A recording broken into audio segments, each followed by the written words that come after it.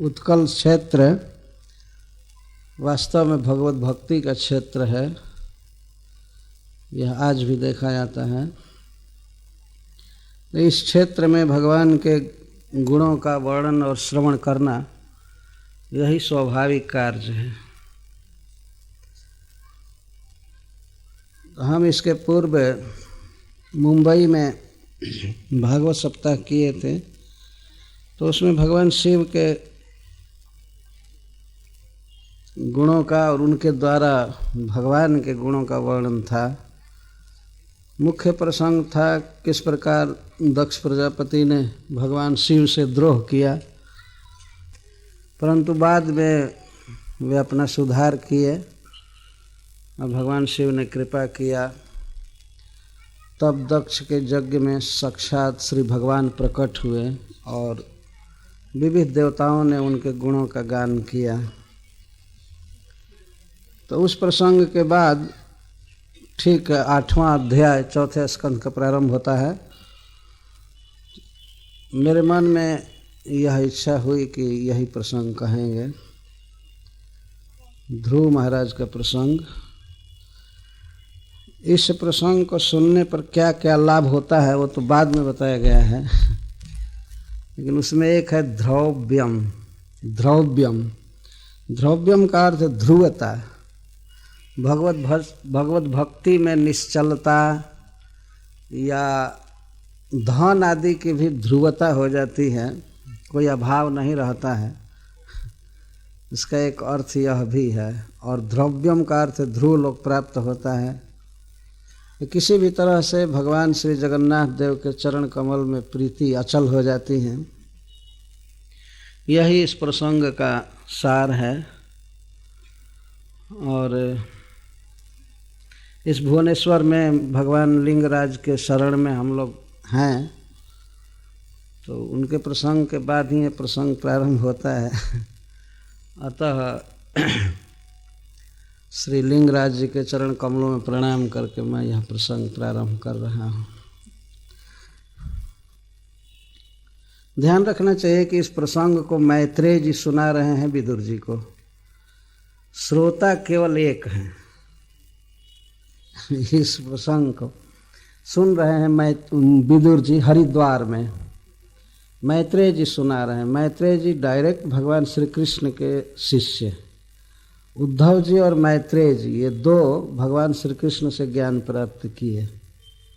जिस समय उद्धव को भगवान ज्ञान दे रहे थे तो उसमें मैत्रेय जी भी वहाँ बैठे थे। और मैत्रेय जी को भगवान ने साक्षात आदेश दिया था कि यह ज्ञान आप विदुर जी को दीजिएगा। इस बात का संकेत विदुर जी ने किया था उद्धव जी से। तो विदुर जी मैत्रेय जी की खोज करते हुए पहुँचे हैं। तो बहुत ही सुरम्य स्थान में गंगा जी के तट पर यह दिव्य आध्यात्मिक विषय वर्णित हुआ था। तो श्री मैत्रेय जी ब्रह्मा जी के विविध संतानों का वर्णन कर रहे हैं। ये प्रसंग चल रहा है। उसी प्रसंग में उन्होंने दक्ष प्रजापति के कृत्यों का वर्णन किया और मनु महाराज की 3 पुत्रियों का आकुति, देवहूति और प्रसूति का वर्णन किया, जिसमें उन्होंने सबसे पहले माता देवहूति के वंश का वर्णन किया। देवहूति कर्दम जी के साथ ब्याही गई थी। मनु महाराज की 3 पुत्रियां थीं, आकुति, देवहूति और प्रसूति। तो प्रसूति का विवाह दक्ष प्रजापति से हुआ था, जो कथा इसके पहले बीत चुकी है। और देवहूति की भी कथा बीत चुकी है 3 स्कंध के अंतिम अध्यायों में। उसके पुत्र साक्षात भगवान हुए जिन्होंने ज्ञान दिया। और आकुति के भी गर्भ से साक्षात भगवान ने जन्म लिया। तो प्रसूति की 16 कन्याएं थीं, जिनमें एक सती थी जो अपने पिता के यज्ञ में शरीर छोड़ दी थी। तो किस प्रकार फिर दक्ष प्रजापति का यज्ञ पूरा हुआ, इसका बहुत अच्छा वर्णन किया गया है 7वें अध्याय में। मैत्रेय जी अब 8वां अध्याय प्रारंभ कर रहे हैं। मैत्रेय उवाच शनकाद्या नारदश्च ऋभुर्हंसो ऋणिर्जतिः नैते गृहान् ब्रह्मसुता यावसन् ऊर्ध्वरेतसः। ब्रह्मा जी के उन पुत्रों का वर्णन कर रहे हैं मैत्रेय जी जिन्होंने विवाह नहीं किया, जिनमें मुख्य ये हैं सनकाद्या 4 भाई, ब्रह्मा जी के सबसे ज्येष्ठ पुत्र 4 कुमार जिनको ब्रह्मा जी ने अपने मन से उत्पन्न किया था। भगवान का ध्यान करके परम पवित्र मन से 4 कुमारों को जन्म दिया, तो ये ब्रह्मा जी के मानस पुत्र कहे जाते हैं। इन्होंने गृहान न ही आवसत, ये घर में नहीं बसे, गृह में नहीं बसे। इसका अर्थ यह है कि न गृहम गृहम इत्याहुर गृहिणी गृह उच्यते। गृह को गृह नहीं कहते हैं, गृहिणी को गृह कहा जाता है। तो इसका अर्थ है कि इन 4 ने गृहिणी स्वीकार नहीं किया, विवाह नहीं किया। तो सनकाद्या 4 भाई और नारदश्च और देवर्षि नारद, ऋभु, हंस, अरुणी और जति, ये 4। तो 4 ये और 4 कुमार और 1 नारद जी, 4 4 8 1 9। इन 9 पुत्रों ने गृहस्थ जीवन स्वीकार नहीं किया। न येते गृहान ब्रह्मसुता या वसन ऊर्ध्वरेत्स, ये सब ऊर्ध्वरेता ब्रह्मचारी हैं, अभी भी हैं। इनका वीर्य कभी स्खलित नहीं हुआ। भगवान के परम भक्त सर्वदा भगवान के भजन में रमे रहते हैं। इस तरह ब्रह्मचारी रहे। ब्रह्मचारी रहने की भी परंपरा है इस संसार में। लोग ये समझते हैं कि ब्रह्मचारी रहना ये असामाजिक चीज़ है, अनयूजुअल है, ऐसा लोग सोचते हैं। लेकिन देखिए यहाँ साफ मैत्रेय जी कह रहे हैं कि ब्रह्मा जी के 9 पुत्र ब्रह्मचारी रह गए और वो फ्री हैं, भक्ति का प्रचार करते रहते हैं। यदि नारद जी गृहस्थ हो गए होते तो इतने लोगों का उद्धार कर नहीं पाते, अपना कर लेते यही कठिन था। है ना, गृहस्थी का बहुत बड़ा उत्तरदायित्व होता है, भार होता है। तो ये 9 पुत्र ब्रह्मचारी ऊर्ध्वरेता ब्रह्मचारी रह गए। ब्रह्मा जी का एक पुत्र था अधर्म, तो अधर्म के वंश का वर्णन सुनिए। श्रीमद् भागवतम में ये सब कथाएं दी गई हैं। ब्रह्मा जी से अधर्म का जन्म हुआ था। हाँ, जैसे आप लोगों ने सुना होगा भागवत पढ़ते समय या पढ़ा होगा कि ब्रह्मा जी से सांप उत्पन्न हुए, ब्रह्मा जी से राक्षस भी उत्पन्न हुए, असुर भी उत्पन्न हुए, ऐसा 3 स्कंध में लिखा गया है। तो यहाँ पर अधर्म के वंश को गिना रहे हैं। मृषा अधर्मस्य भार्यासीत् दंभम मायां च शत्रुहन। अधर्म की पत्नी का नाम था, यह है, वो तो आज तक है सब। अधर्म की पत्नी का नाम है मृषा। मृषा का अर्थ होता है सब चीज व्यर्थ, झूठ। अधर्म से कभी भी सत्य फल की प्राप्ति नहीं हो सकती है, सुख की प्राप्ति नहीं हो सकती। तो अधर्म की पत्नी हुई मृषा, ये 2 दंपति हुई, अधर्म और मृषा। इन दोनों के संयोग से दंभ और माया का जन्म हुआ। इनके 2 पुत्र हुए, दंभ और माया। दंभ का अर्थ होता है पर प्रतारणम, दूसरे को धोखा में डाल देना, इसको दंभ कहते हैं। तो अपने को ऐसा व्यक्त करना कि मैं बहुत विद्वान हूँ, मैं बहुत धनी हूँ, गरीब होते हुए भी अपने को बहुत धनी दिखाना, मूर्ख होते हुए भी अपने को विद्वान के रूप में पेश करना, और परम स्वार्थी होते हुए भी देश सेवा का बहाना करना, नाना प्रकार के दंभ होते हैं, जिससे लोग समझेंगे अरे बाप रे बाप, ये तो बहुत बड़ा त्यागी है, बहुत बड़ा ऊंचा व्यक्ति। इसको दंभ कहते हैं। और दंभ परक जो चेष्टाएं होती हैं उसको माया कहते हैं। अधर्म और मृषा से दंभ और माया का जन्म हुआ। माया का अर्थ होता है कपट। कई प्रकार का कपट होता है। मैं ज़्यादा धर्म के वंश की व्याख्या नहीं करूँगा क्योंकि अभी शुरू में ही कथा में अधर्म की बहुत व्याख्या नहीं करनी चाहिए। तो दंभ और माया का जन्म हुआ। आप लोग भी याद रखिएगा धर्म के वंश को, क्योंकि इस वंशावली को सुनने के बाद पवित्रता आती है, व्यक्ति सावधान हो जाता है इन लोगों से। और यहाँ पर लगभग कई श्लोकों में मैत्रेय जी विदुर जी को कुछ संबोधन करते जाते हैं। तो इसमें संबोधन कर रहे हैं शत्रुहन, हे शत्रुओं का हनन करने वाले। किस शत्रु का? यही सब शत्रु हैं जीव के, धर्म के ये सब शत्रु हैं। और धर्म मद भक्त कृत प्रोक्ता। धर्म का अर्थ है भगवान श्री कृष्ण में सहज प्रीति, अनुराग। जो कार्य करने से भगवान कृष्ण में प्रेम हो उसको धर्म कहते हैं। सवै पुंसाम परो धर्मो जतो भक्ति रथो। तो ये जितने अधर्म के वंश हैं ये सब भगवत भक्ति के नाशक हैं, ये सब शत्रु हैं। तो मैत्रेय जी विदुर जी को यह संबोधन कर रहे हैं कि आप शत्रुहन हैं, अर्थात आप अधर्म या मृषा या दंभ या माया सबको जीत चुके।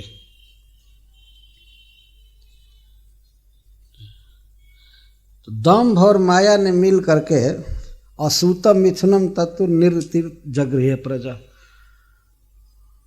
तो ये दंभ और माया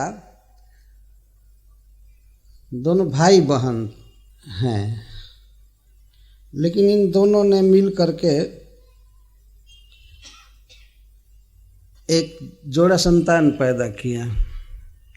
तो कोई प्रश्न कर सकता है कि अरे भाई बहन कैसे संतान उत्पन्न किए? जो अधर्म का वंश गिनाया जा रहा है तो इसमें आश्चर्य क्या है? अधर्म का वंश गिनाया जा रहा है। आज भी संसार में कुछ ऐसे पापी लोग हैं, नीच, जो इस तरह का डिफरेंस नहीं देखते हैं, भाई बहन में शादी कर लेते हैं। देखा जाता है संसार में कोई इस तरह का विचार नहीं। तो ये सब अधर्म के वंशज हैं। तो इसी तरह बाद में भी समझना चाहिए। और भी आ रहा है, कई दंपति बनेंगे। तो दंभ और माया ने मिल करके संतान को जन्म दिया। और सूत मिथुनम तत्व निर्ऋतिर जगृह प्रजा।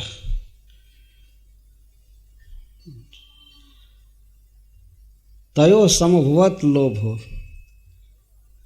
नहीं, मृषा और अधर्म ने मिल करके दंभ और माया को उत्पन्न किया। तो दंभ और माया को निर्ऋति ने ग्रहण किया, क्योंकि उसको कोई संतान नहीं थी।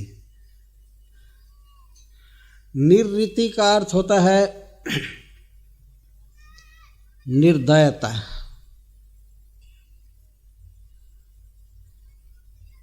निर्दय ने इन लोगों को ग्रहण किया। तो ये दोनों फिर मिल करके लोभ और निकृति को जन्म दिए। दंभ और माया ने मिल करके अपने दाम्पत्य भाव से रह करके लोभ और निकृति को जन्म दिए। लोभ है का अर्थ होता है संतोष का अभाव। बहुत बहुत सांसारिक वस्तुओं की इच्छा, किसी भी प्रकार की इच्छा कुछ पूरी होने पर भी बढ़ जाए और दबे ना, इसको लोभ कहते हैं। तो लोभ हुआ। और निकृति, निकृति का अर्थ होता है शठता। निकृति का अर्थ होता है किसी के भी कार्य में बाधक होना, उसको बढ़ने नहीं देना किसी भी तरह से, और वंचना करना, ठगना। खास करके निकृति इस अर्थ में होता है कि किसी व्यक्ति ने कोई उपकार किया है, कुछ दिया है, हित किया है, लेकिन उसको बिल्कुल न समझना। माता पिता के उपकार को, गुरु के उपकार को, राजा के उपकार को बिल्कुल न समझना, किसी भी जीव के उपकार को न समझना, और जहाँ तक शक्ति काम करे दूसरे को ऐसे स्थिति में डाल देना जहाँ वो शोक करे, धनहीन हो जाए, बीमार पड़ जाए, कुछ भी हो जाए, इसको निकृति कहते हैं। तो लोभ और निकृति का जन्म हुआ। लोभ निकृतिश्च महामते। फिर महामति संबोधन कर रहे। हे महामति विदुर जी,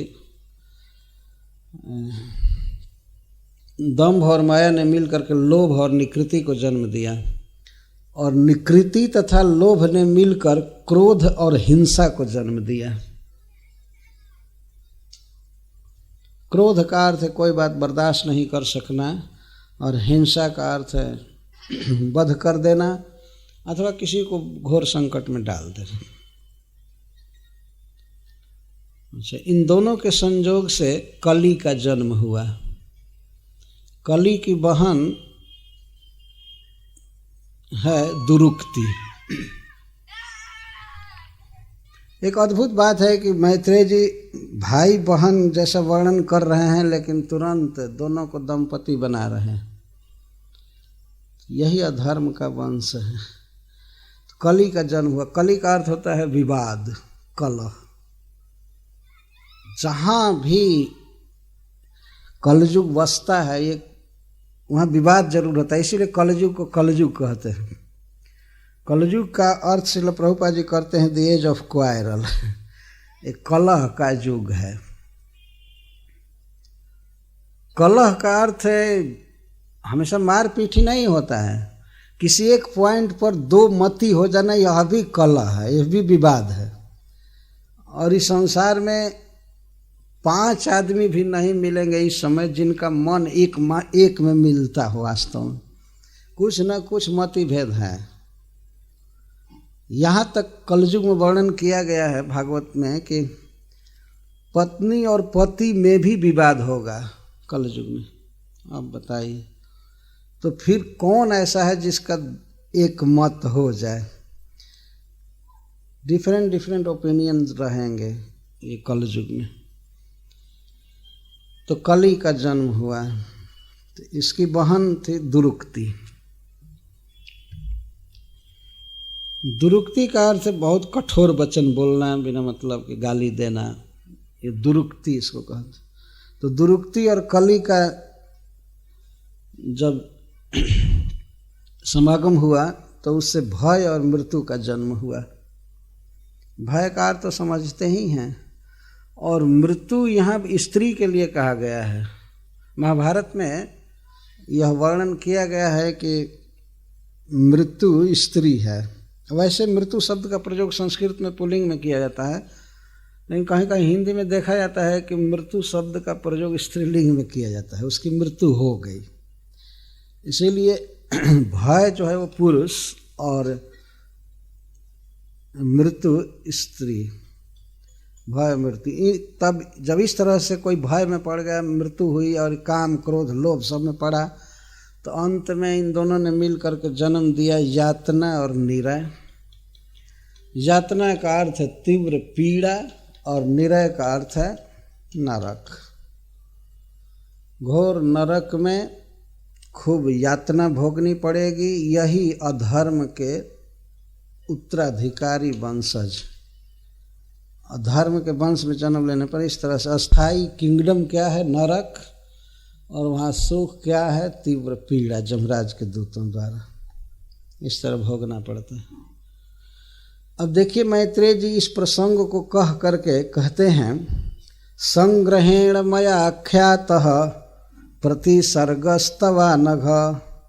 हे अनघ, हे निष्पाप विदुर जी, आप में ये कुछ भी नहीं है। आप में न मृषा है, न अधर्म है, न लोभ है, न निकृति है, कुछ भी नहीं है। आप अनग हैं, आप निष्पाप हैं। तो आपसे मैंने अधर्म के वंश का अति संक्षेप में वर्णन किया। प्रतिसर्ग, जो प्रसिद्ध सर्ग है सृष्टि है, उसके विपरीत नरक का कारण। ब्रह्मा जी ने जो सृष्टि किया है वास्तव में जीवों को स्वर्ग या वैकुंठ ले जाने के लिए, लेकिन जो लोग इस संसार में अधर्म करते हैं वे स्वर्ग में न जाकर, वैकुंठ में न जाकर के वे अधः गति को प्राप्त करते हैं। इसीलिए ये जो सृष्टि है अधर्म की, इसको प्रतिसर्ग कहते हैं। प्रति का कहीं कहीं अर्थ होता है विरुद्ध, जैसे पक्ष प्रतिपक्ष होता है, इस तरह से प्रतिसर्ग। तो मैंने संक्षेप में आपसे वर्णन किया। इस प्रसंग को कोई भी व्यक्ति जो 3 बार सुनता है उसका मनोमल नष्ट हो जाता है। त्रिहि श्रुत्वैतत् पुमान् पुण्यम विधुनोत्यात्मनोमलम। इस प्रसंग को श्री मैत्रेय जी पुण्यम कह रहे हैं। यह पवित्र कथा है अधर्म के वंश की।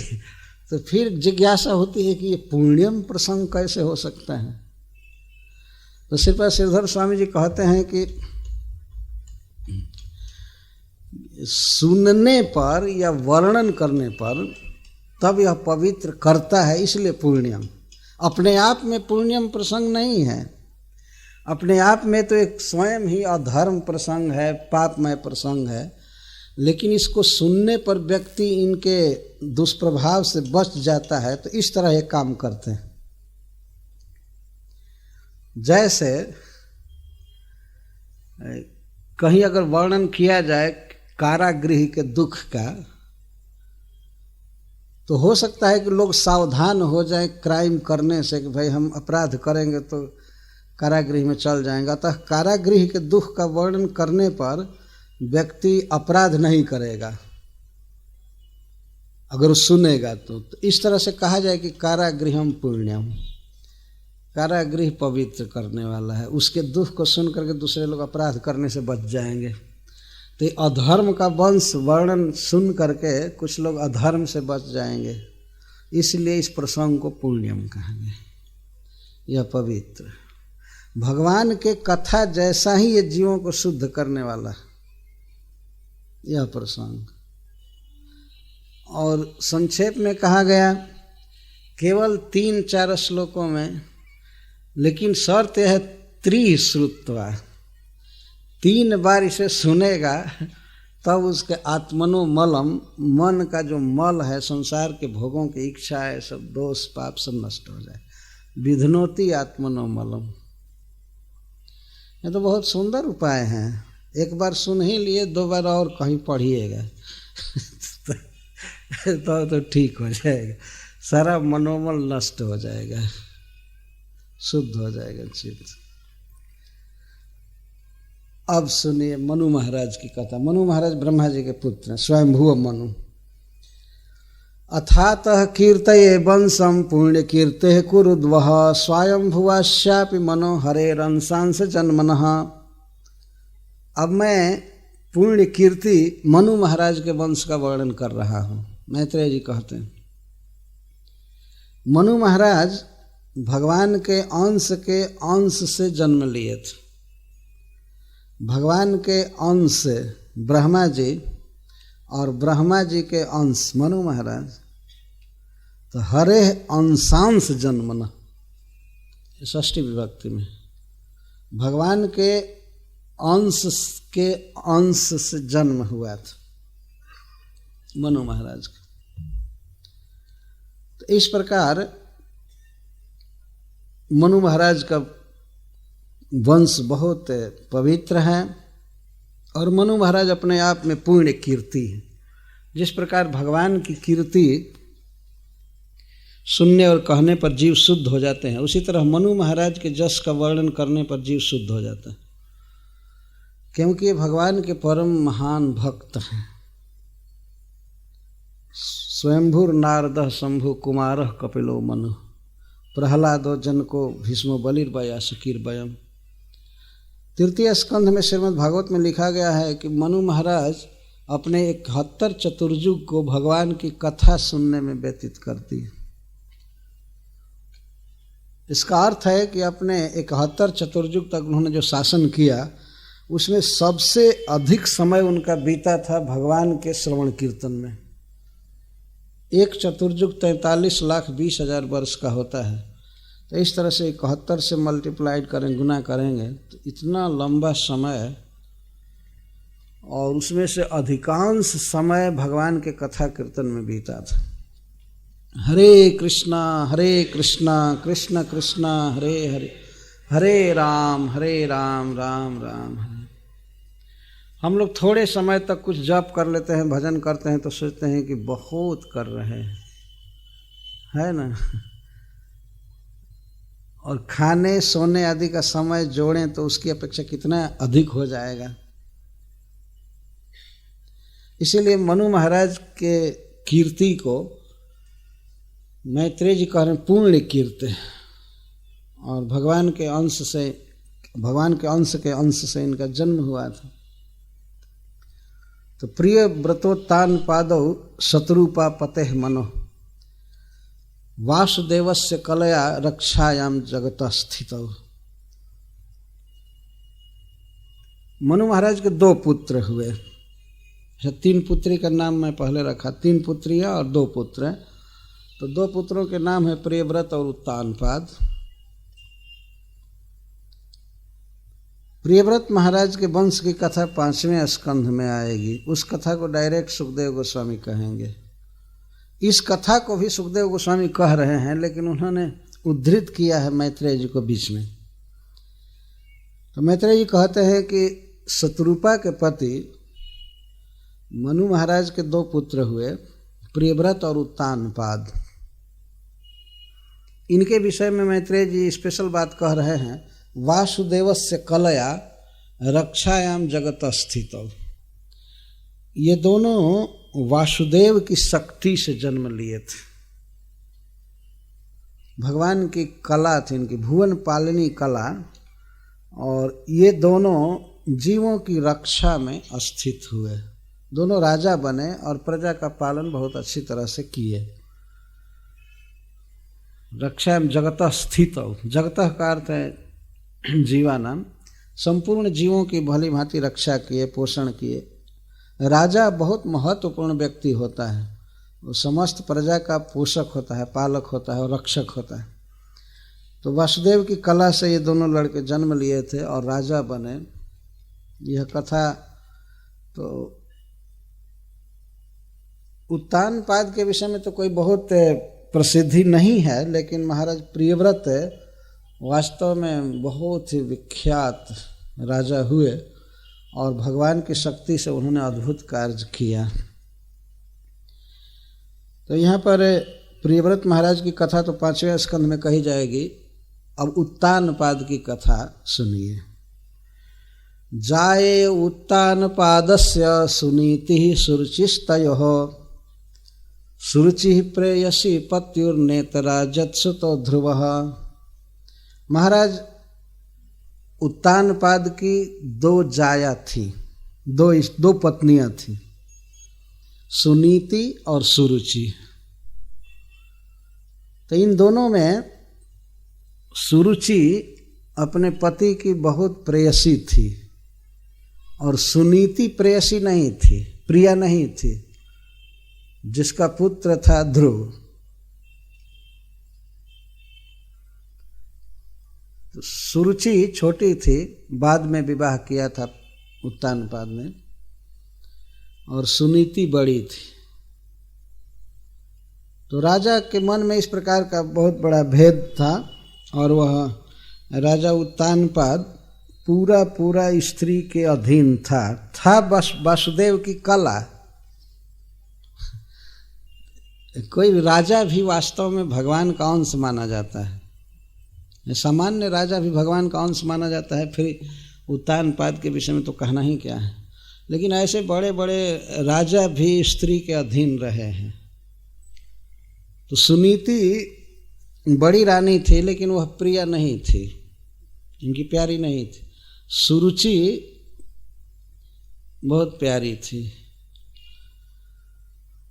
इस प्रसंग को मैत्रेय जी आगे इस तरह कह रहे हैं, किस तरह से सुरुचि राजा उत्तानपाद की प्यारी थी और सुनीति नहीं थी। एकदा सुरुचे पुत्रम अंकमारोप्य लालयन उत्तमम नारुरुक्षंतम ध्रुवम राजाभ्यन। सुरुचि के पुत्र को अपने अंक में लेकर लालन कर रहे थे। लालन का अर्थ है चुमना, ऐसे ऊपर उठाना, कुछ बात पूछना, चल लालन कर रहे हैं। लालन में सब कुछ आ जाता है, कुछ खिलाना, खास करके गोद में ले करके सहलाना, उत्तोलन करना, लालन कर रहे थे, चुम्बन कर रहे थे।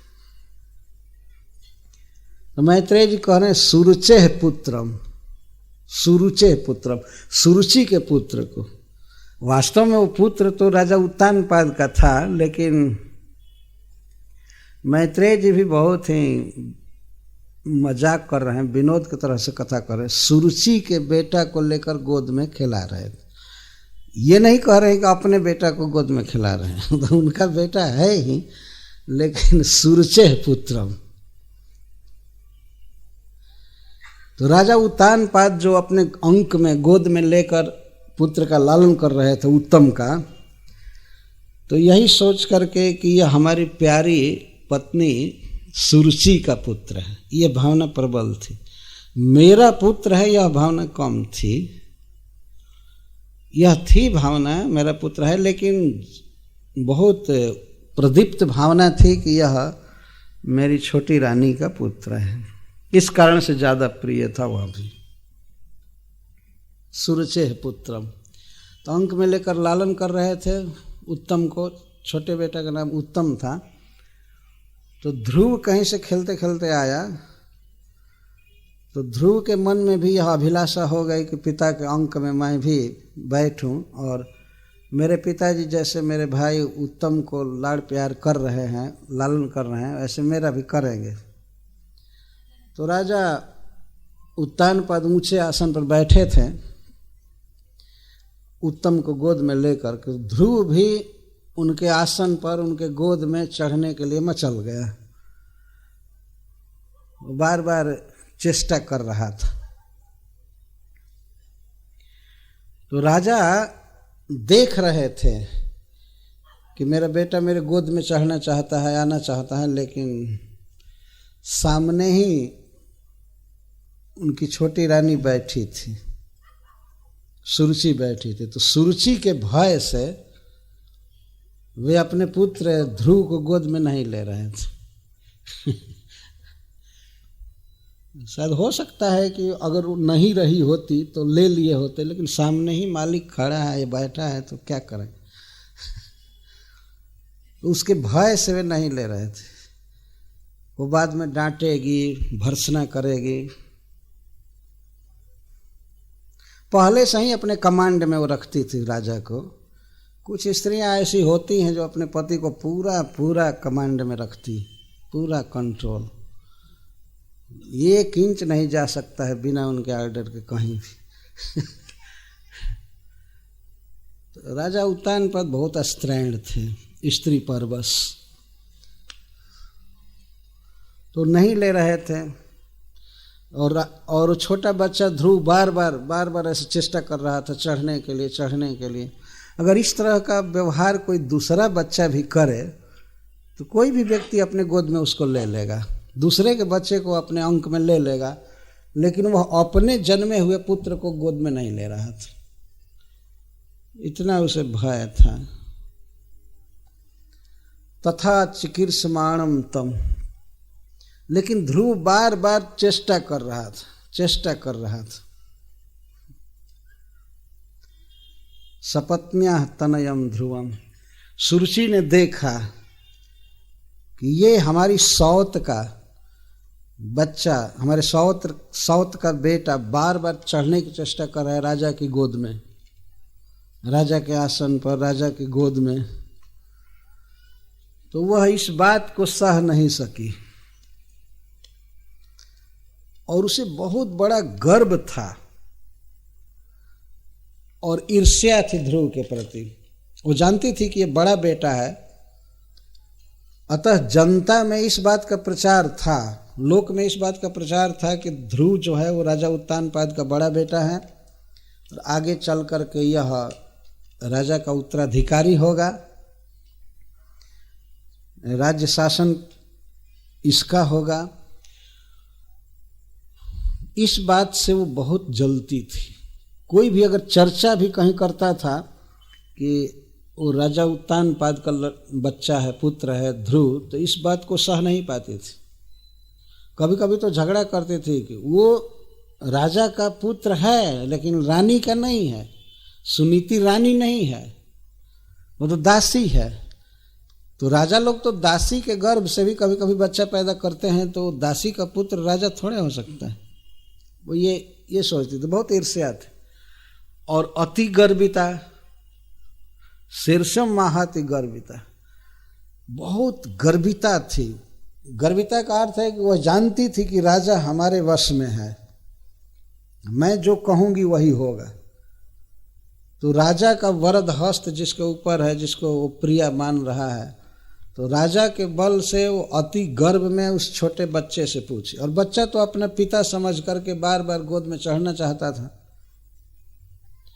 वो तो इनोसेंट बच्चा था, लेकिन यह अति गर्विता थी और ईर्ष्या थी, इसलिए यह बोलने लगी। न वत्स निरपते धृष्ण्यम भवानारोढ़ुमर्हति। सबसे पहले उसने कहा कि वत्स, बेटा ध्रुव, तुम राजा के अंक में या आसन पर चढ़ने योग्य नहीं हो, तुम्हारा अधिकार नहीं है। भवान न आरोढ़ुम अर्हति, राजा के आसन पर तुम चढ़ने का साहस मत करो, चलो हटो। इस तरह से कह दिया, चलो हटो हटो वहां से। छोटा बच्चा था ध्रुव, लेकिन वास्तव में उसे सारी बातें समझ में आ रही थी कि इसके कहने का आशय क्या है। न भवान निरपते धृष्ण्यम भवान आरोढ़ुमर्हति, इसका कारण है कि तुम मेरे द्वारा कुक्षी में ग्रहण नहीं किए गए हो। न गृहीतो मया कुक्षा, न गृहीतो मया जत्वम कुक्षावपि निरपात्मज। जब सुरुचि ने कहा कि तुम राजा के अंक में चढ़ने के अधिकारी नहीं हो, चलो हटो, जाओ खेलो, अपने माँ के घर में जाओ, यहाँ क्यों तुम गोद में चढ़ना चाहते हो। तो ध्रुव ने मानो ये भाव व्यक्त किया कि मैं तो राजा का आत्मज हूँ, नृप का आत्मज हूँ, ये मेरे पिताजी हैं, राजा हैं, मैं इनकी गोद में चढ़ सकता हूँ। तो वो कहती है अपि नृपात्मज, मैं जानती हूँ कि तुम्हारा जन्म राजा से हुआ है, परंतु तुम मेरे गर्भ से जन्म नहीं लिए हो, मेरे कुक्षी में तुम नहीं आए हो, इसलिए तुम राजा के आसन पर नहीं बैठ सकते। अपि नृपात्मज, राजा का पुत्र होने से क्या हुआ, रानी के पुत्र नहीं हो। इस आसन का अधिकारी वही है जो रानी का पुत्र है, राजा का पुत्र होने से क्या हुआ। राजा लोग तो कई स्त्रियां रख लेते हैं, जहां तहां पुत्र उत्पन्न कर देते हैं, तो सभी राजकुमार हो जाएंगे क्या। इस तरह से बोल रही थी। उसे कहने का आशय था कि मैं रानी हूं और मेरे गर्भ से जो पुत्र होगा राजा के द्वारा, वही इस आसन का अधिकारी। तुम क्या चेष्टा कर रहे हो, चलो हटो वहां से। इस तरह से बोली। बहुत इस संसार में बड़ी माया है। यद्यपि ध्रुव महाराज के लिए अच्छा हो गया, यदि वो गोद में चढ़ा लिए गए होते, राजा आदर किया होता सुनीति का या ध्रुव का, तो आज ध्रुव महाराज ध्रुव लोग प्राप्त नहीं किए होते, भगवान का इस तरह भजन नहीं किए होते।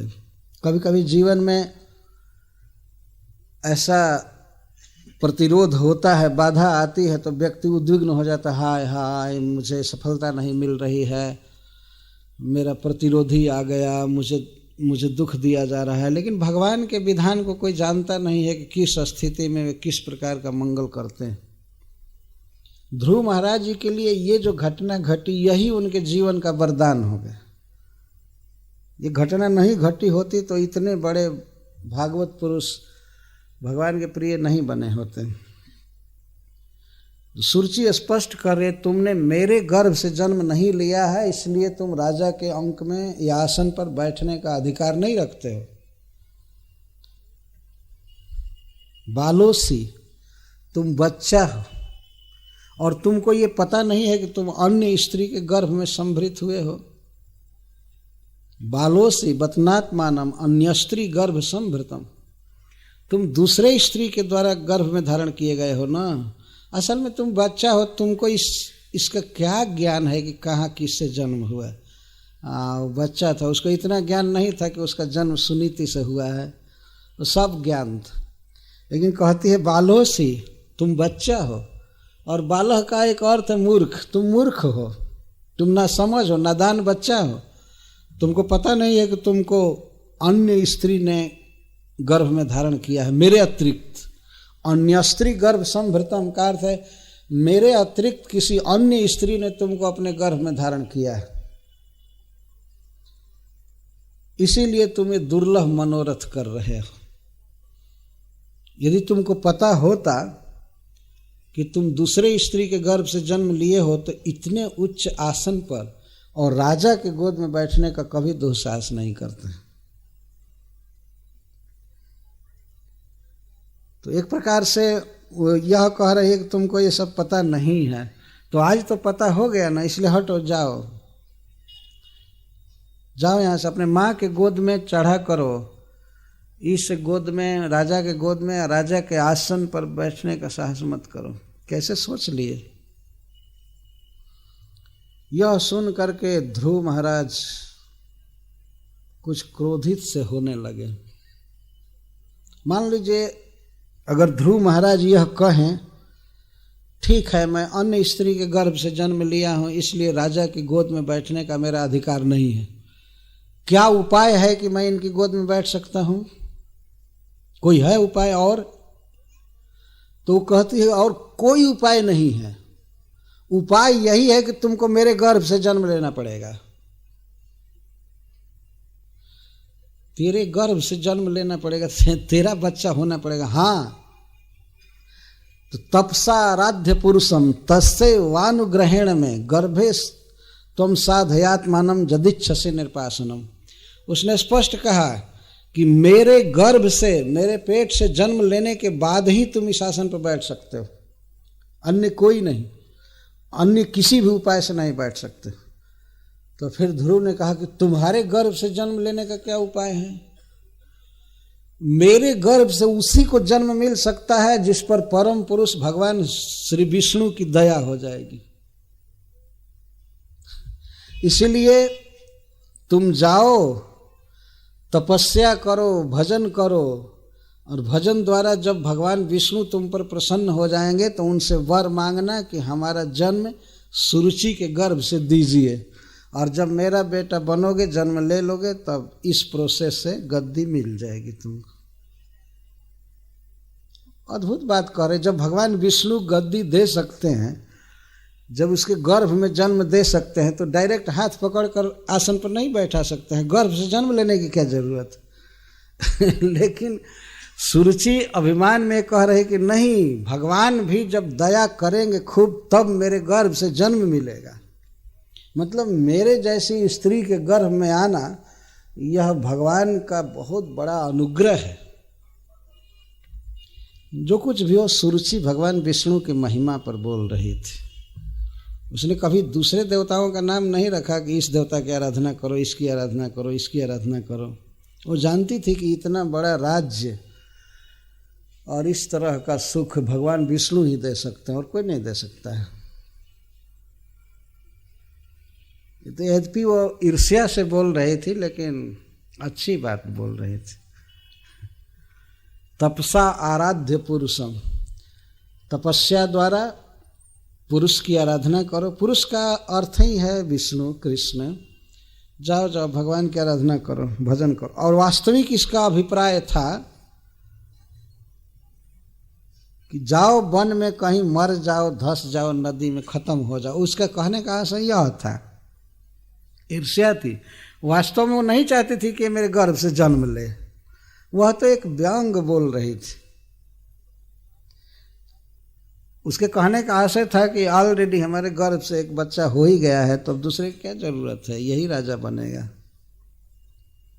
वो चाहती थी कि ध्रुव घर छोड़ करके जाए, बच्चा है ही, अज्ञ है, अनाथ, कहीं इसको बाघ खा जाएगा, भेड़िए खा जाएंगे, कहीं बीमार होगा, बिना खाए पिए रास्ते में सो जाएगा, फीवर हो जाएगा, 107 डिग्री 8 डिग्री मर जाएगा, खत्म हो जाएगा, कोई देख रेख करने वाला रहेगा नहीं। तो ये चाहती थी।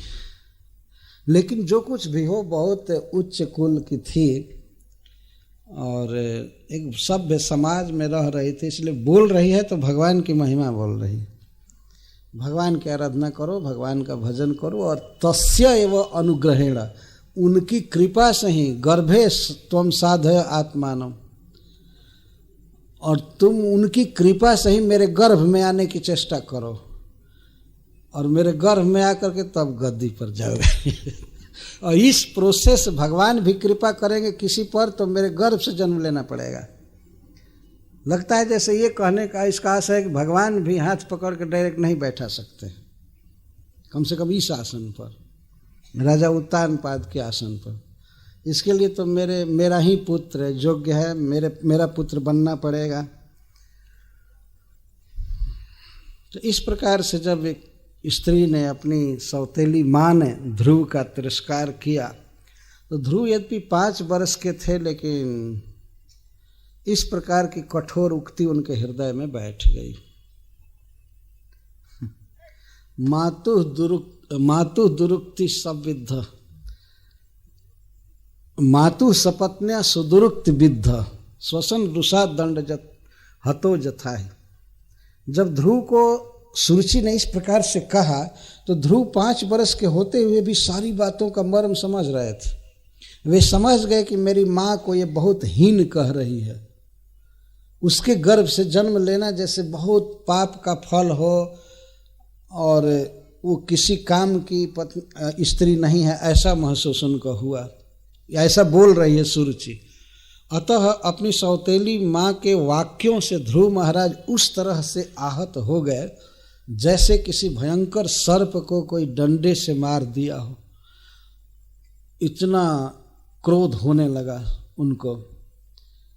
आप लोगों ने देखा होगा नाग को, सर्प को यदि कोई डंडा से थोड़ा सा छू दे तो तुरंत फन फैला लेता है और फुफकार छोड़ने लगता है। इस तरह से वो 5 वर्ष का बच्चा फुफकारने लगा, दीर्घ निश्वास आने लगा क्रोध के मारे। रूसा दंड हतो जथा ही, जैसे अहि सर्प दंड हतः, दंडे के द्वारा मारा जाए और क्रोध में लाल लाल आंखें कर ले, फुफकारने लगे। इस तरह से 5 वर्ष का बच्चा हो गया। यह क्रोध है ना ध्रुव महाराज जी के लिए वरदान हुआ, और क्रोध के बाद फिर शोक हुआ। क्रोध और शोक दोनों। क्रोध हुआ और क्रोध के बाद तब वे रोना चालू किए। तो शुरू में जब वे अपने पिता के पास थे, अब तो प्रयास करना छोड़ दिए। जब उसने मना किया कि तुम राजा के अंक में चढ़ने का साहस मत करो, तुम जाओ यहाँ से, तुम बहुत निकृष्ट स्त्री के गर्भ से जन्म लिए हो, तुम मेरे गर्भ से जन्म नहीं लिए हो, तुम राजा के पुत्र हो तो क्या, तुम इस गद्दी के अधिकारी नहीं हो। तो ध्रुव महाराज तो आरोहण करने का प्रयास तो त्याग चुके थे। तो वे कुछ देर के लिए अपने पिता की तरफ देख रहे थे, ये क्या कहते हैं। लेकिन वो तो सन्नवाचम, वो तो इतना स्त्रैण था, स्त्री के वश में था कि एक शब्द नहीं बोला। उस राजा को, हरामी को चाहिए था कि वो मना करे सुरुचि को कि क्यों ऐसा बोल रही हो, ऐसा कहना चाहिए ना। कहना चाहिए उसी का बेटा उसके गोद में चढ़ना चाहता है और इतना जोश में बोल रही है कि तुम चले जाओ यहाँ से मत चढ़ो, लेकिन वो तो सन्नवाचम, उसकी वाणी तो एकदम बंद हो गई, कुछ नहीं बोलता था। इतना अनुभव कर रहा था राजा कि मेरा बेटा है, गोद में चढ़ाना चाहिए, लेकिन सुरुचि इतना अटपटांग बोली तो उसका कोई जवाब नहीं दिया। इस तरह से पिता को छोड़ करके ध्रुव महाराज चले अपने माँ के घर में, सुनीति के घर में। जो कहीं पे किसी बच्चे का अपमान हो रहा है इतना, तो उसका सहारा उसका पिता होता है, तो पिता पर आशा रहती है। तो पिता तो गोद में लिया ही नहीं, एक तो वह उपेक्षा थी और उसके ऊपर से सुरुचि इतना वाग बाण मार रहे थे, उस पर भी राजा ने प्रतिकार नहीं किया कुछ भी। तो ऐसे चुपचाप बैठे हुए अपने पिता को त्याग कर जगाम मातुः प्ररुदन सकाशम, अपने माँ के पास गया ध्रुव। प्ररुदन, प्रकृष्ट रूपेण रुदन, बहुत रो रहे थे, फफक फफक कर रो रहे थे ध्रुव महाराज। 5 वर्ष का बच्चा रो रहा था, एक एक बात का घाव लग गया था कलेजा में। तो गया माँ के पास। अब जब पिता नहीं पूछ रहा है, ठुकरा रहा है, तो माँ ही तो शरण है ना। इस तरह का नालायक बाप मिल गया जो कुछ नहीं कर रहा है, तो बेटा के लिए क्या शरण रहेगा। तो माँ के पास रोते हुए गया। तो माँ सुनीति ने देखा, तमनि स्वसंतम स्फुरिता धरोष्ठम सुनीति रुत्संग उदुह्य बालम।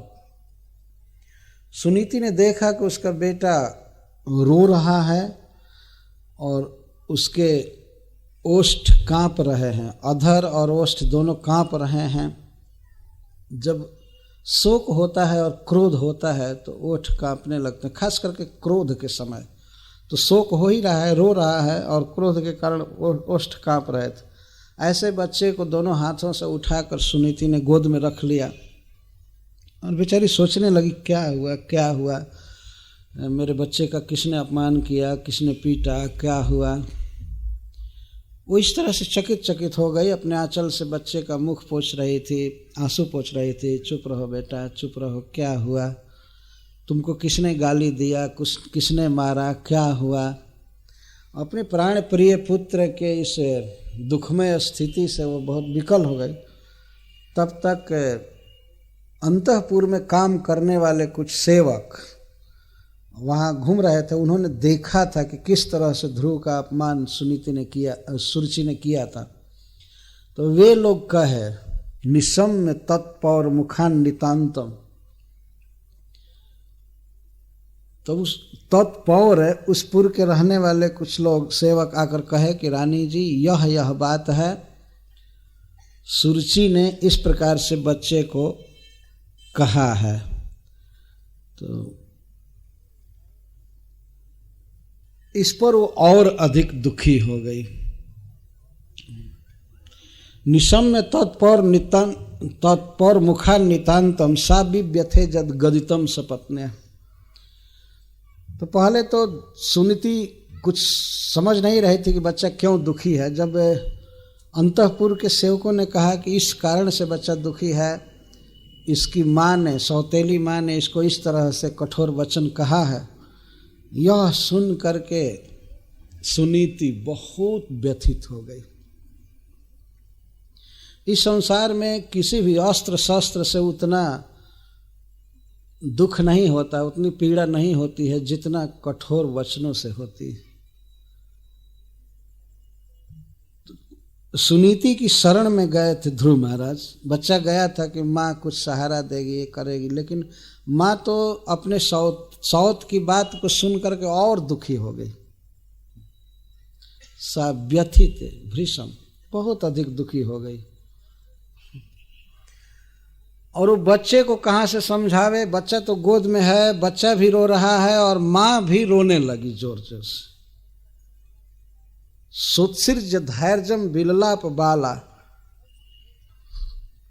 और वो धैर्य छोड़ करके विलाप करने लगे। और उसकी स्थिति कैसी हो गई, शोकाग्निना दाव लते व बाला, उसकी वह दशा हो गई जैसे वन में दावाग्नि लगे, जंगल में आग लगती है तो आग बढ़ती है धीरे धीरे, तो ऐसा देखा गया है कि कोई कोमल लता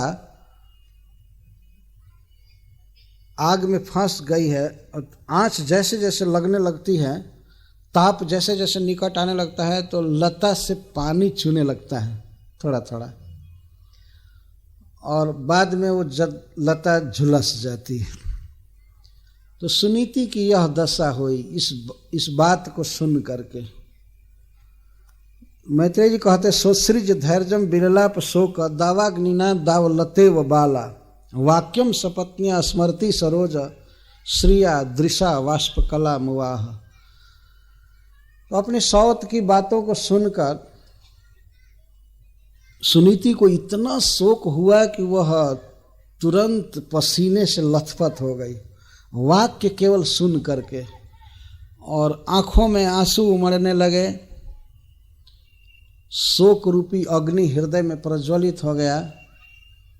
तो उस तरह से जैसे सुकोमल लता दावाग्नि में पड़ जाती है, आंच लगने लगती है तो धीरे धीरे मुरझाने लगती है, इस तरह से क्षण भर में सुनीति मुरझा गई।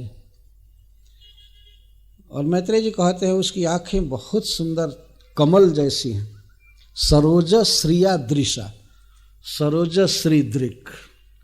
सुनीति एक परम सुंदरी स्त्री थी, और एक तो ये उपलक्षण है, उसकी आंखों का वर्णन मैत्रेय जी कर रहे हैं कि सरोज के समान, कमल के समान सुंदर उसकी आंखें थीं, लेकिन सुंदर आंखों से आंसू गिरने लगे और वो विलाप करने लगी। सा उत्सृज धैर्यम विललाप बाला, और बाला शब्द से तात्पर्य है कि वह बहुत ज़्यादा उम्र की नहीं थी, अभी बाला थी।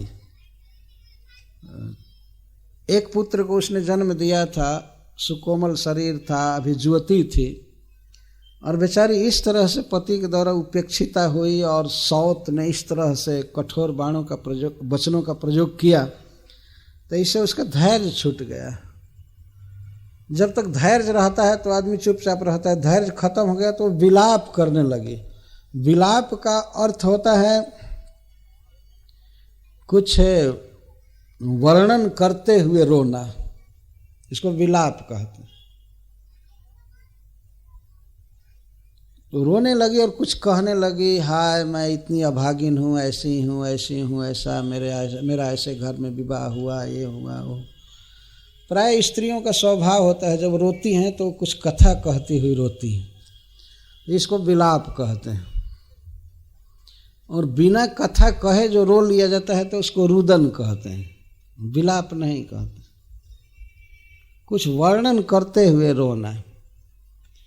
हमने तो देखा है स्त्रियों की भेंट यदि अपने माँ से हो जाए, भाई से हो जाए तो, और बहन से हो जाए तो कथा चालू करती हैं और रोती जाती है। ऐसा स्वभाव भगवान ने बनाया है स्त्रियों। तो वो तो वास्तव में बहुत दुख में हो गए और विलाप करने लगे। विललाप बाला, विललाप शोक दावाग्निना दाव लते व बाला, बहुत बहुत रोने लगे। किसी किसी टीकाकार ने विलाप का भी थोड़ा वर्णन किया है कि क्या कह रही होगी विलाप में। यद्यपि सुनीति को इस बात का पता नहीं था कि इस तरह का दुख ही उसके लिए सबसे बड़ा सुख हो गया। उसका बेटा उत्तानपाद की गोद में नहीं बैठा तो भगवान की गोद में बैठेगा, यह बहुत बड़ा लाभ हुआ। लेकिन उस समय उसको पता नहीं था। इसी तरह से किसी भी व्यक्ति को पता नहीं होता है कि इस वर्तमान दुखद स्थिति में आगे क्या लाभ होने वाला। तो रो रहे थे, विलाप कर रहे थे। और सबसे विलाप का कारण क्या था? वाक्यम सपत्न्या स्मरति, अपने सौत के वचनों को बार बार याद कर रही थी। ऐसे बोला, ऐसे बोला, ऐसे बोली कि दूसरी स्त्री के गर्भ से जन्म लिए हो इसलिए राजा के आसन पर नहीं बैठ सकते हो, इसका मतलब कि वो मुझे राजा की स्त्री नहीं समझ रही है, ये नहीं समझ रही है मेरा बेटा क्या करेगा, भिक्षा मांगेगा, राजा बन नहीं सकता। ऐसे बार बार अपने सौत के वाक्यों का ही भावार्थ मन में सोच रही थी और सोच सोच करके रो रही थी। यही मनुष्य की मूर्खता है इस संसार में। किसी ने कुछ निंदा कर दिया, कुछ कह दिया, तो उसको बार बार सोचना नहीं चाहिए। भागवत का श्लोक याद करना चाहिए। ये भगवान के तो अनंत गुण हैं, तो वो सब याद करना चाहिए। और कभी कभी ऐसा होता है कोई क्या कर रहा है, कह रहा है, उस पर ध्यान नहीं देना चाहिए। कहा जाता है हिंदी में कहावत है, कोई व्यक्ति हाथी पर चढ़ा हुआ है और गांव में जाए हाथी पर चढ़ा हुआ है, तो उस हाथी को और हाथी पर चढ़े हुए को गांव के सभी कुत्ते भौंकते रहते हैं। हम लोगों ने देखा है भौं भौं भौं भौं चारों तरफ से, लेकिन हाथी के निकट नहीं आ सकते, थोड़ा दूर से ही भौं भौं करता है। और हाथी जब जाता है तो छिपते जाते हैं घर में, और घर में छिप करके भी उधर से भौं भौं भौं करते रहते हैं। तो ये संसार है, अगर हाथी एक एक कुत्ते का जवाब देने लगे तो वो तो ऐसे परेशान हो जाएगा, थक जाएगा। अगर एक कुत्ता से वो कहे क्यों ऐसा बोल रहे हो, क्यों ऐसा बोल रहे हो, आऊं आऊं, तो वो तो हाथी चलने में थक जाएगा एक एक कुत्ता को। इसलिए मान लीजिए अगर सुरुचि ने कुछ कह दिया तो सुनीति का यह कर्तव्य था कि वो छोड़े, जो होना है होगा। अब उसके वाक्यों को क्या याद करना था, क्या स्मरण करना था। लेकिन ये तो भगवत विधान था वास्तव में। सुनीति ने जो याद किया इस वाक्य को, तो उसके लिए बहुत बड़ा लाभ हुआ। तो वाक्यम सपत्न्यः स्मरति, सपत्न्यः वाक्यम स्मरति। कहीं कहीं संसार में बहुत बड़ा तिरस्कार हो, खास करके स्वजन आदि द्वारा, तो वह ईश्वर का वरदान मानना चाहिए। होता है ऐसा, नहीं तो व्यक्ति परिवार आदि की माया में बिल्कुल भूल जाता है। वो सोचता है बहुत ठीक है, ठीक है, सब जगह सम्मान, सब जगह सम्मान, तो सम्मान ही उसके जीवन का लक्ष्य हो जाता है, उसी में भूल जाता है। इधर से जब परिवार के तरफ से इतना धक्का लगा ध्रुव को और उसकी माँ को, तो उस धक्का में लोग पहुँच गए भगवान के पास और इधर का आश्रय टूट गया। और नहीं यदि उतान पात प्यारी प्यारी कहते रहते और बच्चे को भी गोद में बैठाते, तो ध्रुव तो मस्त हो जाते, उसकी गोद में ही मस्त हो जाते। ये कुछ ईश्वर की इच्छा थी, इसीलिए सुनीति बार बार अपने सौत के वाक्यों का स्मरण कर रही थी और उसके कमल सुंदर नेत्रों से अश्रु झर रहे थे। दीर्घम शोषंतिम वृजनस्य पारम अपश्यति बालकमाह बाला। वह बाला, मैत्रेय जी बार बार उसे बाला कह रहे हैं। इसका अर्थ है कि वह बिल्कुल नवजुवती थी और इस तरह से वह कोमल हृदय की स्त्री देख ली कि उसके जीवन के दुख का कोई अंत नहीं है। जब स्वयं राजा दुख देने पर पड़ गया, अपने पुत्र को पुत्र नहीं समझ रहा है, ये नहीं कहा कि कोई बात नहीं बेटा, उसको बोलने दो, आओ मेरे गोद में, ऐसा उसको कहना चाहिए था, लेकिन कुछ नहीं कहा। तब कौन पंचायत करे, कौन निर्णय करे, कौन न्याय करेगा? राजा के विरुद्ध कौन बोल सकता है? और राजा रानी दोनों मिले हुए हैं। तो इसीलिए सुनीति को अपने दुख का कोई अंत नहीं दिख रहा था। दीर्घम शोषंती, दीर्घ निश्वास ले रही थी और वृजनस्य पारम अपश्यन्ति, दुख का कोई अंत नहीं दिख रहा था। कभी कभी मनुष्य पर कोई दुख पड़ता है तो सोचता है कि हमारा यह स्वजन है, वो समझा देगा, हमारे पिताजी को समझा देगा, सौतेली माँ को समझा देगा, या कहीं सोचता है कि केस करूँगा न्यायालय में तो वहाँ से हमको निर्णय मिल जाएगा, हमारा आधा राज्य मिल जाएगा, आधा हमारी प्रॉपर्टी मिल जाएगी, तो कुछ आशा होती। लेकिन सुनीति को तो ये बिल्कुल निराशा थी कि कोई भी ये काम हमारा नहीं करा पाएगा। इसीलिए बृजनस्य पारम अपश्यति। तब बालक माह बाला, उस बाला ने अपने बालक से इस प्रकार कहा, मामंगलम तात परे स्वमंस्था भुंक्ते जनोजत पर दुख दस्तत। हे पुत्र, बेटा, दूसरे में अपराध नहीं देखना चाहिए। देखिए कितनी महान स्त्री थी। ठीक है, वो रो ली, विलाप कर ली, लेकिन उस विलाप के समय तप्त हृदय से वो अपने पुत्र को उपदेश कर रही है। मामंगलम तात परे सुमंस्था, हे तात, हे प्रिय पुत्र, दूसरों के प्रति कभी दोष दृष्टि नहीं करनी चाहिए। अर्थात उसके कहने का आशय था कि बेटा, अपने माँ के प्रति, सुरुचि के प्रति दोष दृष्टि मत करो। वह दुख नहीं दे रही है हम लोगों को, या राजा उत्तानपाद दुख नहीं दे रहे हैं। भुंक्ते जनो जत पर दुख दस्तत। जो व्यक्ति दूसरों को दुख देता है, यह परेभ्य दुखम ददाति, जो दूसरों को दुख देता है तो वही दिया हुआ दुख ही लौट करके उसके पास आता है और उसको भोगना पड़ता है। अवश्य हमने अपने पूर्व जन्म में किसी को दुख दिया है, इसीलिए यह दुख आ गया एकाएक। अतः सुरुचि के प्रति तुम दोष बुद्धि मत करो।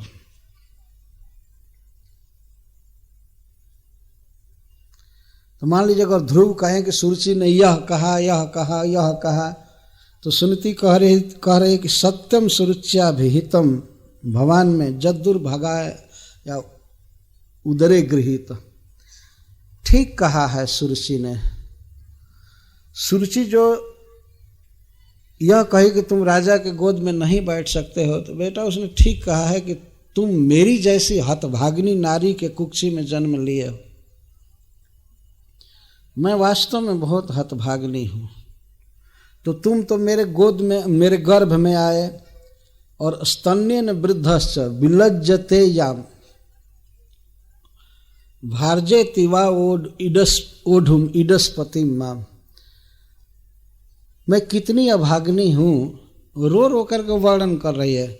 मैं इतनी अभाग्नि हूँ, देखो राजा हमें अपनी भारजा स्वीकार करने में भी हिचकते हैं।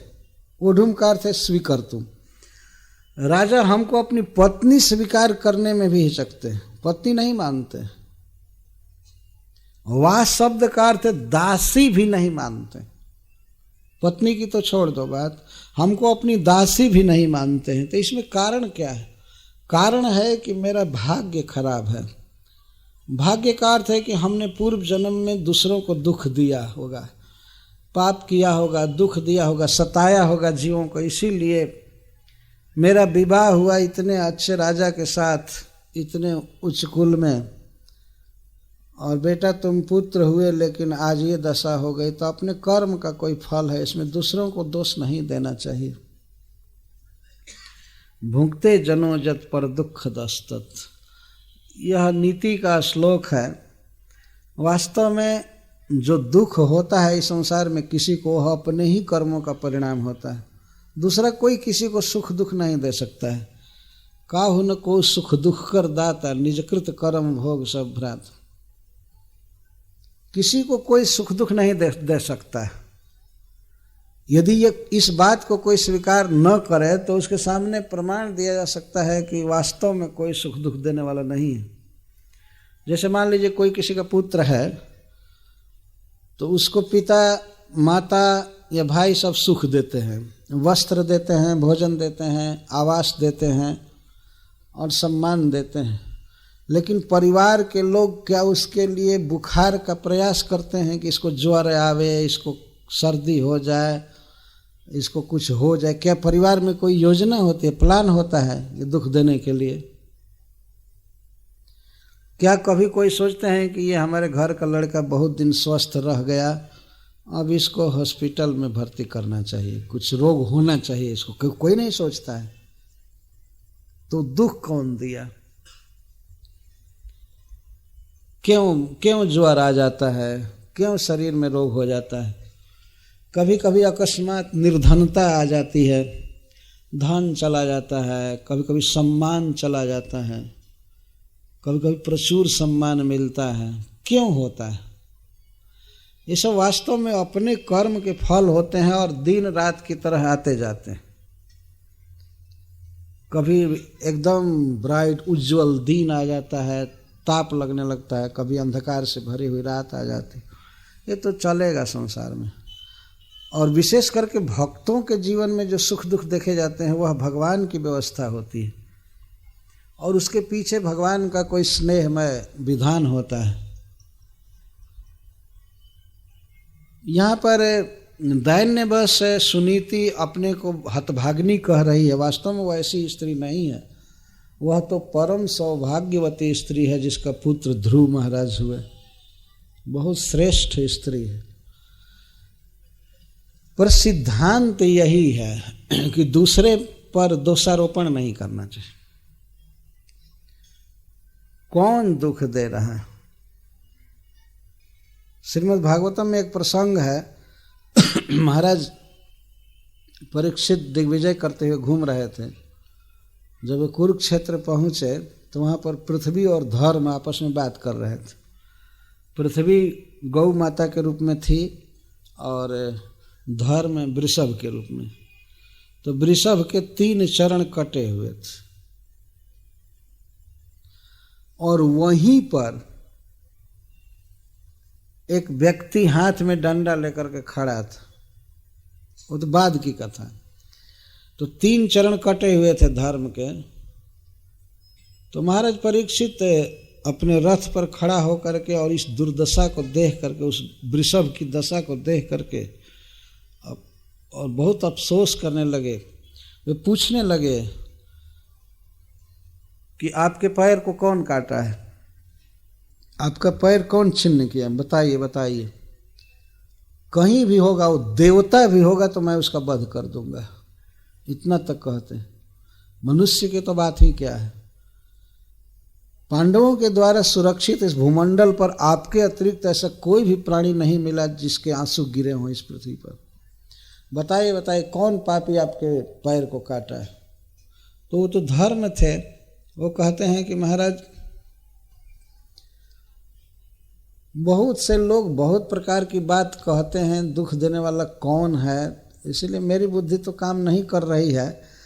आप पांडवों के वंश में जन्म लिए हैं, आप ही निश्चय कीजिए कि मुझे दुख कौन दिया। तो कई विकल्प रखे हुए कहते हैं। कुछ लोग कहते हैं कि अपना कर्म कारण है, कुछ लोग कर्म को कारण मानते हैं, कुछ लोग स्वभाव को कारण कहते हैं, कुछ लोग ग्रह को कारण कहते हैं, कुछ लोग ईश्वर को कारण कहते हैं और कुछ लोग कहते हैं कि कोई कारण नहीं है, अपने आप हो रहा है। कोई कोई कहते हैं कि इसमें आत्मा स्वयं ही कारण है। आत्मा कर्म करता है और कर्म से सब होता है, तो आत्मा स्वयं अपने को दुख दे रहा है या सुख दे रहा है।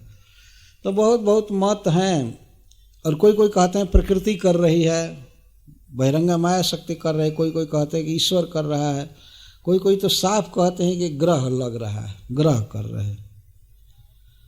तो हमको पता नहीं चल रहा है कि दुख कौन देता है। आप स्वयं ही अपनी बुद्धि से विचार कीजिए कि दुख का कारण कौन है, हमारा पैर कौन काटा है। तो महाराज कहते हैं धर्मम बर्विषि धर्मज्ञ धर्मोसी वृषरूप धृक जद धर्म कृतस्थानम सूच कस्यापि तद भवेत्। ओह, समझ गया, आप धर्म हैं, वृष के रूप में आप धर्म हैं। धर्म की बात बोल रहे हैं क्योंकि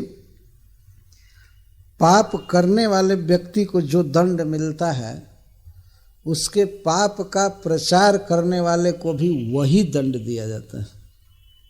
ये शास्त्र का नियम है। चुगलखोरों को वही दंड मिलता है। राजा दंड दे वो दूसरी बात है, लेकिन कोई व्यक्ति कुछ गलती किया है तो उसकी गलती का प्रचार समाज में अगर कोई करता है तो गलत करने वाले को तो नरक आदि मिलेगा ही, प्रचार करने वाले को भी वही दंड मिलता है। सूचक कस्यापि तद भवेत्, सूचक को भी, सूचना देने वाले को भी मिलता है वही दंड। तो मैं समझ गया आप धर्म है, इसीलिए सूचना नहीं देना चाहते हैं, आप प्रचार नहीं चाहते। और फिर महाराज परीक्षित कहते अथवा ईश्वर की माया को कौन जानता है। वास्तव में जो आप कई कारण कह रहे हैं तो कुछ पता नहीं चलता है कि क्या कारण है। ये भी ठीक कह रहे हैं कि किसी का सुख दुख का क्या कारण है कहा भी नहीं जा सकता। तो इस तरह से माता सुनीति जो यहाँ विचार प्रस्तुत कर रही है कि हमारे दुख का कोई कारण नहीं है, हमने कुछ गलत कार्य किया है, अपराध किया है, पाप किया है, दूसरे जीवों के साथ द्रोह किया है, सताया है, इसलिए हमें ये दुख मिला अकस्मात। और बेटा सुरुचि सत्य बोल रही है कि तुम एक बहुत ही हतभागिनी स्त्री के गर्भ से जन्म लिए हो, और जन्म ही नहीं लिए स्तन्येन वृद्धश्च, तुम मेरे ही दूध से पले भी हो, मेरे वक्षस्थल के दूध से पले हो, तुम्हारा पोषण हुआ है। इसके द्वारा सुनीति यह कह रही है कि तुम्हारा जन्म मेरे गोद से गर्भ से हुआ और तुमको तुम्हारे पिताजी कोई भी पौष्टिक चीज खाने को नहीं दिए, पीने को नहीं दिए, केवल तुम मेरे स्तन के दूध से ही पले हुए हो। इसका अर्थ है कि ध्रुव का अधिकार केवल माता सुनीति के दूध पर रहा, और कोई कहीं से कोई आयुर्वेदिक दवा, पौष्टिक रसायन जो बच्चों को लाया जाता है, जैसे वैद्यनाथ जन्म घूटी और सब, ये ध्रुव के कंठ में नहीं गया था। बताइए, इस प्रकार पिता के द्वारा उपेक्षित बालक एक दिन भगवान को पाया। इसीलिए इस संसार में जो एडजस्टमेंट है, हो या न हो, भगवान का भजन कोई भी कर सकता है, भगवान को पा सकता है। स्तन्येन वृद्ध, वृद्ध का अर्थ बढ़े हो, स्तन के दूध से ही बढ़े हो। इसका अर्थ है कि तुमको कोई शरीर को पुष्ट करने वाला रसायन नहीं खिलाया गया, या ठीक से गो दुग्ध भी नहीं मिला होगा। राजा देता ही नहीं होगा तो कौन लावे। जो पहले से ही प्लान था कि ये मर जाए, कोई रोगी हो जाए, लेकिन भगवान की कृपा, कभी कभी बच्चे तो रूखे सूखे खा करके भी जी जाते हैं, और जिसके यहाँ खाने के लिए खूब मौजूद है उनको भी मरते हुए देखा गया है बच्चों को, और नहीं तो कम से कम पोलिया तो हो ही जाता है। पोलियो हो जाता है। बड़े बड़े धनियों के लड़के भी इसी तरह लंगड़ते हुए चलते, क्या किया जाएगा। ध्रुव महाराज इस तरह से केवल माँ का दूध पी करके बड़े हुए थे, उनको कोई राजकीय भोजन की व्यवस्था ठीक से नहीं थी,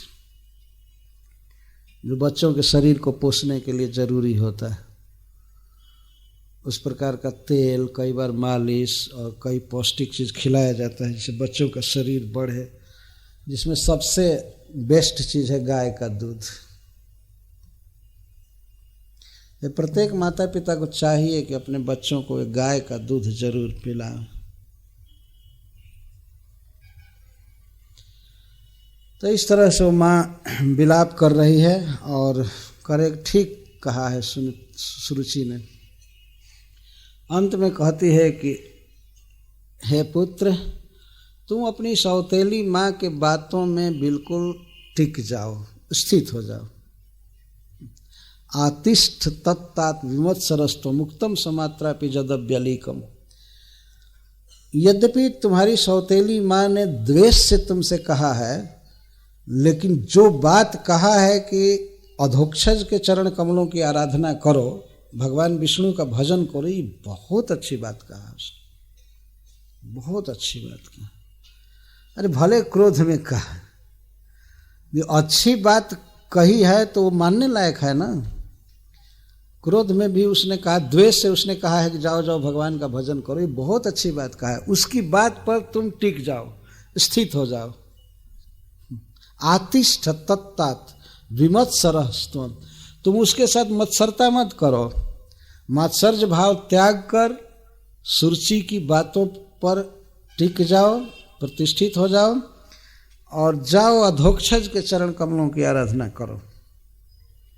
ये विचार मत करो कि सौतेली माँ ने कहा है, द्वेष से कहा है, कुछ भी कहा हो, जो बात उसने कहा है वो बहुत महत्वपूर्ण बात है। इस तरह से कोई बात अच्छी शत्रु भी कहे तो उसको ग्रहण करना चाहिए, लेना चाहिए वास्तव में। तो द्वेष में कौन कहता है कि अरे भगवान का नाम जपो, छोड़ो झगड़ा, हरे कृष्णा कृष्ण कृष्ण हरे हरे, हरे राम राम राम। एक बार मैं देखा था, दो दल में झगड़ा हो रहा था, तो एक दल से एक भक्त गया, ऐसे वाद विवाद हो रहा था, खूब वाद विवाद हो रहा था। तो उसके घर के ही लोग कह दिए, अरे तुम तो जाओ हरे कृष्ण जपो, क्या यहाँ खड़े हो तुम क्या यहाँ खड़े हो। और वो माला झोली ले करके वहाँ खड़ा था, कुछ बोल रहा था, तो कहा तुम क्यों खड़े हो, तुम जाओ हरे कृष्ण जपो, हम लोग सलट लेंगे, हम लोग देख लेंगे तो इस तरह से सुरुचि ने जो कहा कि जाओ जाओ भगवान का भजन करो, क्या गोद में बैठने का प्रयास कर रहे हो, नहीं बैठ पाओगे, इसके लिए मरना पड़ेगा, दूसरा देह लेना पड़ेगा, तो भगवान का भजन करोगे तो मेरे गर्भ में आओगे, तब इस गद्दी पर बैठ सकोगे। तो बहुत अच्छी बात कहा था। उसमें सबसे सुंदर बात यह थी कि परम पुरुष की आराधना करो। तो माँ सुनीति भी कहती है, आराधया धोक्षजपाद पद्मम जदिच्छसे अध्यासनम उत्तमोजथ। यदि तुम उत्तम के समान राज्य चाहते हो तो जाओ भगवान विष्णु का भजन करो। उसने ठीक कहा, भले विरुद्ध भाव से मिले लेकिन अच्छी बात को लेना चाहिए। से मैं कभी कभी उदाहरण देता हूँ, सोने का पैसा हो, सोने की स्वर्ण मुद्रा, और कोई व्यक्ति क्रोध में किसी को मार रहा हो सोने के पैसा से, और बार बार निकाल करके झोली से मार रहा हो, तो यदि मान लीजिए सोने का सिक्का है, मुद्रा है, किसी के पैर पर देह पर लग भी गया थोड़ा चोट, तो उससे क्या, वो तो ले लेगा उसको ले लेगा, बल्कि सोचेगा कि और मारो, है ना चोट लगेगा तब भी उसको अच्छा लगेगा, सोने की मुद्रा से मार रहा है।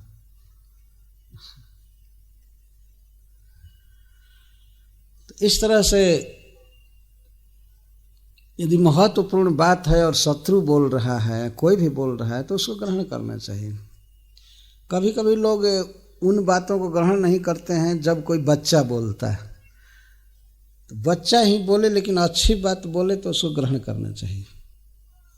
कभी कभी बच्चा जाते हैं किसी बड़े व्यक्ति के पास, कहते हैं कि हरे कृष्ण बोलिए, जपिए, भगवान का भजन कीजिए, तो कहते हैं अरे चलो चलो हमारे आगे के जन्मे हुए हमको सिखाने लगे तुम्हारे जैसा हमारा पौत्र है, तुम क्या बात करोगे, हमारे बेटा का बेटा ऐसा हुआ है, तुमको शर्म नहीं आती है हमारे सामने बोलने में। ऐसा महामंत्र जपने के लिए कहने पर लोग क्रुद्ध हो जाते हैं। बच्चा कहे चाहे बूढ़ा कहे, कोई कहे, अच्छी बात कह रहा है तो उसको ग्रहण करना चाहिए ना। और बहुत पढ़ा लिखा व्यक्ति हो, काशी का पंडित ही क्यों न हो, यदि बिल्कुल छोटी बात कहता है तो उसको ग्रहण नहीं करना चाहिए। कुछ भी हो तो क्या, यदि उसकी बातों में दम नहीं है तो ग्रहण करने लायक बात नहीं है। और इस संसार में सबसे उत्तम बात क्या है? सबसे उत्तम बात है इस कलयुग में भगवान का नाम, इसको ग्रहण करना चाहिए। हरे कृष्णा कृष्णा कृष्णा हरे हरे, हरे राम राम राम हरे। तो देखिए सुनीति का उदार मन, वह अपने सौत के बातों को बहुत अनुकूल भाव से ले रही है।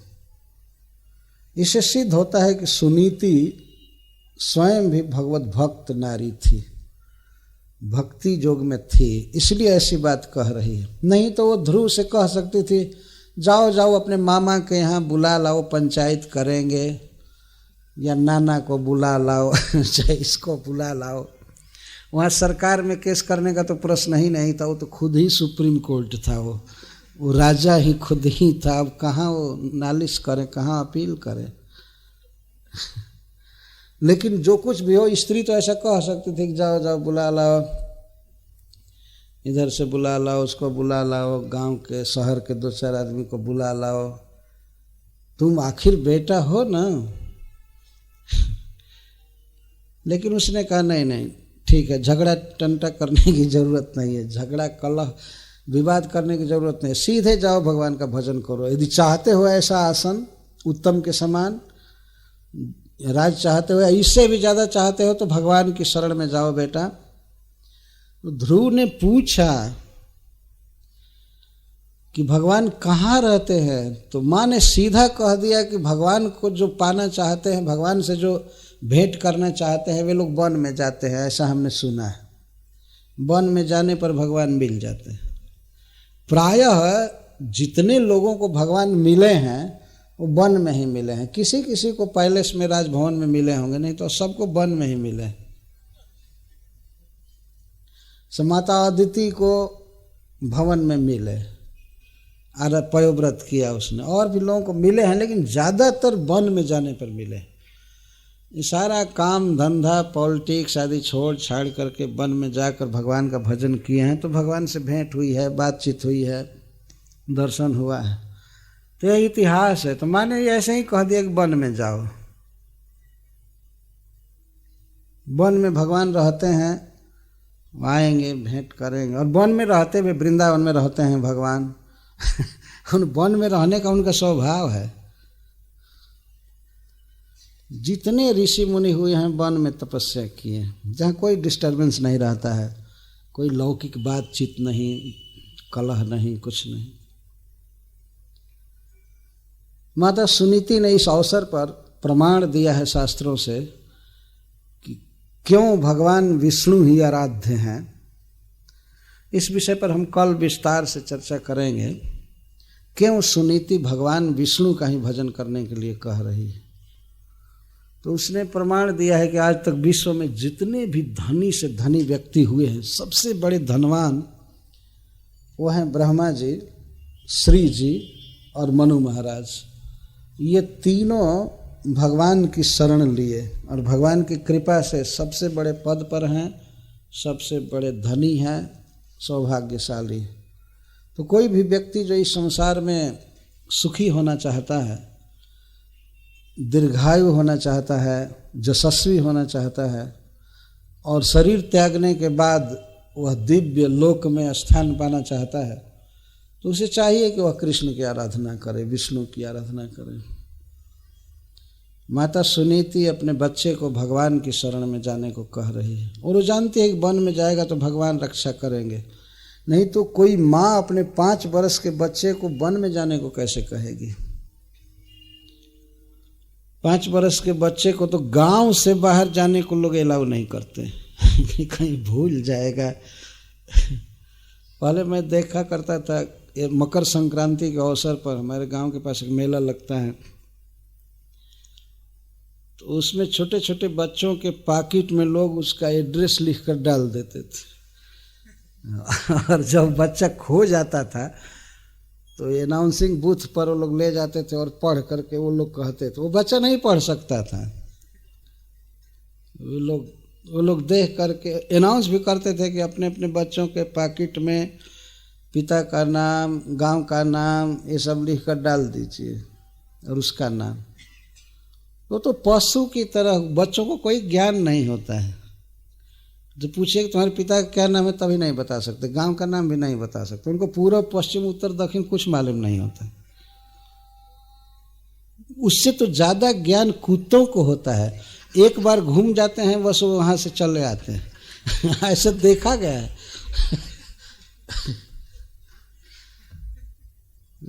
तो इस तरह से 5 वर्ष के बच्चे को कहा जाए कि जाओ वन में भजन करो, और बच्चा भी इतना क्रोध में था, इतना जिद में को निकल गया। कौन वन में जाएंगे, क्या जपेंगे, क्या भगवान का रूप है, कुछ पता नहीं था। तो नारद जी मिलेंगे, वो बताएंगे कि जाओ मधुबन, वृंदावन जाओ और भगवान का ऐसा रूप है चतुर्भुज, वे हाथ में ये पहनते हैं, ऐसा कपड़ा पहनते हैं, ऐसा मुकुट बांधते हैं, सब वर्णन किया है। वही इस कथा में सारा प्रसंग आएगा। निराकार का तो कोई प्रश्न ही नहीं है। ये तो पागलों का सिद्धांत है वास्तव में। जिन्हें ईश्वर के बारे में कोई ज्ञान नहीं है उनके लिए एक ही सिद्धांत रह गया, निराकार निराकार। भगवान कभी निराकार नहीं है, अपने दिव्य धाम में रहते हैं, कभी कभी अवतार लेते हैं। अवतार का अर्थ ही होता है जो उतरे ऊपर से। नारद जी ने ऐसा नहीं कहा ध्रुव को कि जाओ जाओ निराकार का ध्यान करो। क्या करते हुए?